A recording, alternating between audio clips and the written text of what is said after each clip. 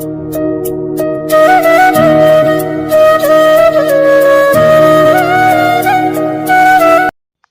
আমাদের রান্না হবে সবজি। তো তার জন্য সবজির সঙ্গে একটু বড়ি মিশিয়ে দেব। তো তার জন্য আমি কিছুদিন আগে পুরুলিয়া গিয়েছিলাম, তো ওখান থেকে এই 2 রকম 3 রকমের বড়ি নিয়ে এসেছি। ওটাই ভেবে খুঁজে পাচ্ছি না যে কোন বড়িটা দেবো, কোন বড়িটা দিলে ভালো টেস্ট হবে তরকারির। আর যেহেতু সবজি তরকারি হবে, একটু ভালো না হলে খেতে ভালো লাগে না। আর আমাদের উর্মির কাকু তো এমনিতে সবজি টবজি সেরকমভাবে খেতে পারে না, খায় তার সঙ্গে মাছ ডিম কিছু একটা থাকতে হবে। আর আজকে যেহেতু কিছু নেই, তো তার জন্য একটু ভালোভাবে করার চেষ্টা করছি। যাই হোক, আশা করি সবাই ভালো আছেন, সুস্থ আছেন, আমরাও ভালো আছি। সবাইকে জানাই আমার ব্লগে স্বাগত। তো সকালের ব্রেকফাস্ট সেরে এখন বসে গেছি দুপুরে রান্না বান্না করতে। প্রথমে বড়িটাকে একটু ভেজে নিচ্ছি, আর বড়িটা কিসের সঙ্গে রান্না করব সেটাও অবশ্যই আপনাদেরকে একটু দেখাবো। আগে বড়িগুলো ভেজে নিই। আর আজকে দুপুরে রান্না বান্না করার পর, খাওয়া দাওয়ার পর ভাবছি একটু নদীর ধারে যাব। যদি যাই অবশ্যই আপনাদের সঙ্গে শেয়ার করব, আর যদি না যাই তাহলে তো আর কোনো কথা হবে না। যাই হোক, আমার এদিকে বড়ি ভাজা কমপ্লিট হয়ে গেছে। এখন ওই সবজি রান্নার জন্য কড়াইতে প্রথমে একটু তেল দিয়ে দিলাম। তেল হালকা গরম হয়ে এলে ওর মধ্যে 5 ফোড়ন, একটু গোটা জিরে, তেজপাতা 2টো মতো, আর 2টো শুকনো লঙ্কা ব্যাস দিয়ে একটু ভালো করে ভেজে নেব। সবজি তরকারি যতই হোক, সবজি তরকারি একটু না ভালো লাগলে খেতে ভালো লাগে না। যাই হোক, আমি কীভাবে করি সেটাই আপনাদের সঙ্গে ভাবলাম যে না একটু শেয়ার করি। কেননা আজকের সবজি কিংবা বড়ি দিয়ে এই রান্নাটা কিন্তু ভীষণ ভালো লাগে, তো ভাবলাম আপনাদের সঙ্গে একটু শেয়ার করা যাক। তো তারপরে একটু ভাজা ভাজা হয়ে এলে তারপরে দিয়ে দিলাম আদা বাটা, আদা আর অল্প একটু জিরে বাটা দিয়ে একদম হালকা নাড়াচাড়া করে নিলাম। মানে আদাটাকে খুব বেশি ভাজা যাবে না, তাহলে আদার যে গন্ধটা তাহলে ওটা পুরোপুরি চলে গেলে কিন্তু ভালো লাগবে না। যাই হোক, হালকা একটু নাড়াচাড়া করে তারপরে আমি এখন দিয়ে দিলাম সবজিগুলো। আর সবজির মধ্যে এখানে আছে লাউ ডাঁটা, পেঁপে, আলু, ব্যাস এই কটাই। আর জানেন তো, পেঁপেটা এখানে দেখুন লাল লাল লাগছে কেন বলুন তো? ওপরের দিকটা মানে মাঝখানের দিকটা একটু হালকা হালকা পেকে এসেছিলো, বাট খেয়ে দেখলাম একদম মিষ্টি নেই, পুরো একদম জল জল টাইপের। যাই হোক, রান্না করি দেখি। আজকে তো আর পেঁপে পাবো না, কেন এখন রান্না করতেও অনেকটা দেরি হয়ে যাবে, আর বাজার যাওয়ার মতো সেরকম কেউ নেইও। তো যার জন্য ভাবলাম, মা বলল যে না এই পেঁপেটাই দিয়ে দাও, ভালোই লাগবে খেতে। আর যেহেতু খুব একটা মিষ্টি নেই, তরকারির সঙ্গে আপাতত ভালোই লাগবে। একটু নাড়াচাড়া করার পর সবজি দিয়ে এখন দিয়ে দিলাম পরিমাণ মতো লবণ, দিয়ে একটু ভালো করে নাড়িয়ে চাড়িয়ে নিচ্ছি। আর মাঝখানে মাঝখানে একটু ঢাকা দিয়ে দিয়ে সেদ্ধ করে নেব হালকা আঁচে আর কি, যতক্ষণ না সবজিগুলো ভালো করে সেদ্ধ হয়ে যায়। ওদিকে আমার সবজি সেদ্ধ হতে থাক, ততক্ষণ আমি একটু বাইরের দিকে এসেছি। বাইরে মাসি কি করছে দেখুন, এই যে কয়লাতে উনুন ধরাবে, তো ওটার জন্যই বাইরে এসছে আর উনুনটাকে নিয়ে এসছে। আর এদিকে বাদবাকি কয়লা ঘুঁটে দেখুন গামলার মধ্যে সব জিনিস নিয়ে চলে এসছে। ব্যাস মাসি প্রায় এখানে উনুন ধরানো কমপ্লিট হয়ে গেছে। মাসি খুব তাড়াতাড়ি উনুন ধরায়, যতটা আমি তাড়াতাড়ি পারি না।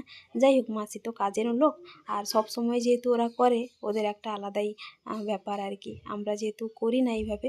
আর কয়লাটা তো ওই যে বলতে গেলে লাইফে প্রথমবার এখানে এসে, কেন আমাদের ওদিকে কয়লা পাওয়াও যায় না, আর কোনো দিন কয়লা দিয়ে উনুন ধরানোও হয়নি। যাই হোক, ওদিকে মাসি উনুন ধরাতে থাক, ওর কয়লা ধরতে মিনিমাম 15-20 মিনিট সময় লাগবে।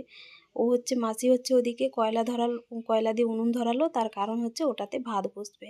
আর এদিকে গ্যাসে আমি এদিকে তরকারিটা রান্না বান্না করছি।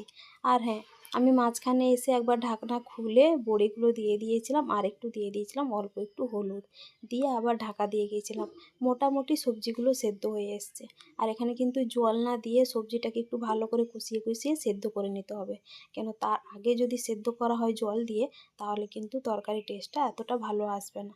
যাই হোক, তারপরে এদিকে আমি একটু কি বলবো, গোটা মৌরি, গোটা জিরে, আর 5 ফোড়ন আর তেজপাতা আমি একটু ভেজে নিয়েছিলাম, যেটা আপনাদেরকে দেখানো হয়নি।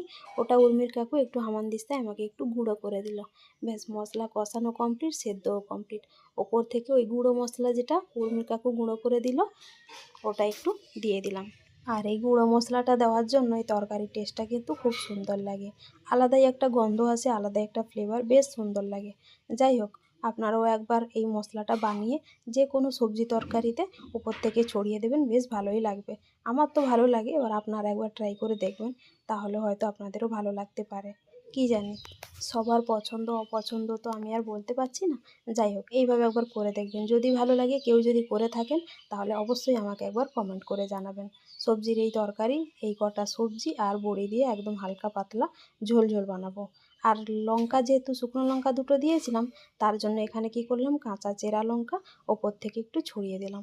ওই যতক্ষণ ফুটবে ততক্ষণ ফোটালেই হবে আর কি, লঙ্কাটা তার মধ্যে হয়েও যাবে আর বেশিক্ষণ লাগবেও না। ব্যাস, এখানে সবজি তরকারি কমপ্লিট। জুসটা আমি একদম হালকা হালকা রেখেছি মাখো মাখো করে। আর এখানে দেখুন বড়িগুলো 2-3টে পুরো ভেঙেও গেছে, খারাপ লাগবে না। যাই হোক, তারপর আপনাদের দুপুরে বলেছিলাম যে হচ্ছে রান্না করতে করতে দুপুরে খাওয়া দাওয়ার পর আমরা একটু বাইরে বেরোবো। এই যে চলে এসেছি নদীর ধারে, আকাশটাকে দেখুন এত সুন্দর লাগছে, ভীষণ ভালো লাগছে। আর আজকে আমরা এসেছি হচ্ছে উর্মির কাকুর বন্ধু, আমি আর উর্মি, আমরা 4 জন। আর হ্যাঁ, আজকে কিন্তু আমরা এখানে খাওয়া দাওয়া করবো বলতে আমরা একটা ফ্লাক্স নিয়ে এসেছিলাম, ফ্লাক্সে করে চাও কিনে নিয়ে এসেছি, যেটা কিনা একদম খুব মিস করছিলাম। আমরা হঠাৎই প্ল্যান করলাম যে চলো একটু বাইরে থেকে ঘুরে আসি, আর ফ্লাক্সটা তো ছিলই, দোকান থেকে একটু চাও নিয়ে এসেছি। 3-4 জন মিলে এখন চা খেতে খেতে আড্ডা দেওয়া হবে। আর পরিবেশটা এত সুন্দর, মনে হয় যেন এখানে একদম পুরো থেকেই যাই। যাই হোক, তো এখন উর্মি হচ্ছে আমাদের সবার জন্য চা রেডি করে দিচ্ছে। ব্যাস, সবাই এখন চা খেতে ব্যস্ত। কি বলবো, এই পরিবেশে এরকমভাবে আড্ডা দিতে দিতে কার না চা খেতে ভালো লাগে। আর পরিবেশটা দেখুন কত সুন্দর, সবুজে ভরা। কেননা কিছুদিন আগে 2-3বার বৃষ্টি হয়েছে, তো খুব বেশি বৃষ্টি না হলেও আপাতত তো হয়েছে, তো তার জন্য মনে হয় গাছগুলো একদম সবুজে ভরে গেছে। যাই হোক, এখন 3-4 জন মিলে আড্ডা দিতে দিতে চা খাওয়া শুরু করি। আর আমাদের উর্মি রানী কী বলবো, একটু আগে আমরা শর্টস ভিডিও করছিলাম, যার জন্য সেজেগুজে বসে আছে। আর হ্যাঁ, চায়ের সঙ্গে আমরা একটু খাবার দাবারও নিয়ে এসেছি, নিমকি নিয়ে এসেছি আর হচ্ছে লাড্ডু নিয়ে এসেছি। এই দেখুন, এই নিমকিগুলো প্রথমবার খাওয়া, তবে খুব একটা ভালো লাগলো না, কেন ঘি দিয়েছিল তো, তো ঘিয়ের গন্ধ আমার একদম ভালো লাগে না। যাই হোক, তারপরে খুব কষ্টে 1-2টো খেলাম, আর চায়ের সাথে একটু ভালোই লাগছিল। চাটা তো বেশ আনন্দ করে মজা করে খেলাম, বাট এখন যেহেতু দুধ চাটা খাওয়া হয় না, একদমই খাই না বলতে গেলে, যার জন্য অনেক দিন পরে খেলাম বলে নাকি খুব একটা ভালো লাগছিল না খাওয়ার পর। যাই হোক, মাঝে মধ্যে খাওয়া সব কিছুই ভালো, না হলে এরকম কোনো একটা জায়গায় গিয়ে আনন্দ করে খেতে গিয়ে তখন মুখের স্বাদটাই বদলে যাবে। তারপর আপনাদেরকে একটু বাইরের পরিবেশটা, মানে চারদিকটা একটু ভালো করে দেখাই। সূর্যটা এখন ডুবু হয়ে আসছে, আমাদের 3 জনের মোটামুটি চা খাওয়া কমপ্লিট। উর্মি এদিকে ভিডিও করতে ব্যস্ত, আমরা 3 জন গল্প করতে ব্যস্ত। আর চারিদিকটা দেখুন, ভীষণ সুন্দর লাগছে। চেষ্টা করছি এরপরে একদিন ভিডিও বানাতে আসবো, দেখি আবার কবে সময় পাই। তো চলুন, মোটামুটি তো চারদিকটা আপনাদের দেখালাম, আর আমাদেরও এনজয় করা হলো। ভীষণ ভালো লাগলো আজকের বিকেলটা, মনে হয় যেন প্রত্যেক দিনই আসি। তো দেখি, সব সময় তো আসা সম্ভব নয়, যেহেতু উর্মির কাকুর ডিউটি থাকে, আর একা একা আসতে ভালোও লাগে না। তো চলুন, আজকের আমাদের আড্ডা কেমন লাগলো আপনাদের সবার অবশ্যই কমেন্ট করে জানাবেন। ভিডিওটা ভালো লাগলে অবশ্যই লাইক, কমেন্ট আর সাবস্ক্রাইব করে দেবেন। তো চলুন, আজকের ভিডিওটা এখানেই শেষ করছি। সবাই ভালো থাকবেন, সুস্থ থাকবেন, দেখা হচ্ছে নেক্সট ভিডিওতে। জোহার, নমস্কার। আর হ্যাঁ, ভালো লাগলে অবশ্যই লাইক, কমেন্ট আর সাবস্ক্রাইব করে দেবেন।